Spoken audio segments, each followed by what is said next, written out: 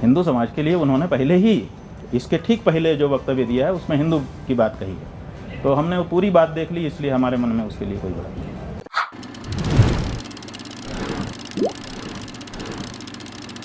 कांग्रेस सांसद राहुल गांधी के हिंदू को लेकर संसद में दिए गए बयान पर शंकराचार्यों के बीच मत विभाजन हो गया है। दिलचस्प ये है कि द्वारका पीठ और ज्योतिष पीठ के शंकराचार्य दोनों का ये दावा है कि उन्होंने राहुल गांधी का भाषण सुना है, लेकिन द्वारका पीठ के शंकराचार्य सदानंद सरस्वती के मुताबिक राहुल गांधी ने हिंदुओं को हिंसक कहा है और ज्योतिष पीठ के शंकराचार्य अविमुक्तेश्वरानंद का दावा है कि राहुल गांधी ने पूरे भाषण में कहीं हिंदुओं को हिंसक नहीं कहा, बल्कि राहुल गांधी कह रहे हैं कि हिंदू धर्म में हिंसा के लिए स्थान ही नहीं है। अविमुक्तेश्वरानंद ने कहा है कि हमने राहुल गांधी का पूरा भाषण जो उन्होंने संसद में दिया था वह सुना है। वो तो ऐसा कह ही नहीं रहे हैं। हमने उसमें पाया कि वो उसमें कह रहे हैं कि हिंदू धर्म में हिंसा का स्थान ही नहीं है। जब वो साफ कह रहे हैं कि हिंदू धर्म में हिंसा का स्थान नहीं है, फिर उन पर यह आरोप लगाना कि उन्होंने हिंदू धर्म के विपरीत कोई बात कही है, उनके आधे वक्तव्य के अंश को निकालकर दिखाना ये अपराध है। ऐसे करने वाले को दंडित किया जाना चाहिए। उस व्यक्ति ने जो बात कही ही नहीं, उसके लिए उसका विरोध करना,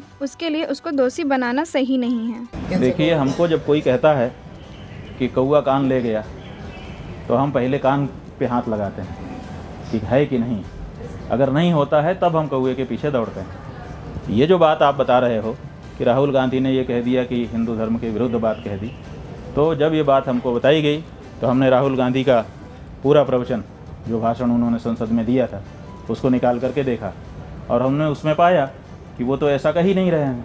वो तो कह रहे हैं कि हिंदू धर्म में हिंसा का स्थान ही नहीं है। तो जब वो साफ कह रहे हैं कि हिंदू धर्म में स्थान नहीं है, तो फिर उनके ऊपर ये आरोप लगाना कि उन्होंने हिंदू धर्म के विपरीत कोई बात कही है, उनके आधे वक्तव्य को, अंश को निकाल करके और उसको फैला करके, ये हम समझते हैं कि अपराध है, दुष्प्रचार है और ऐसा करने वाले को दंडित किया जाना चाहिए, चाहे वो पत्रकार और चैनल ही क्यों ना हो। गलत है। उस व्यक्ति ने जो बात कही ही नहीं है, उसके लिए उसका विरोध करना और उसके लिए उसको दोषी बनाना सही नहीं है।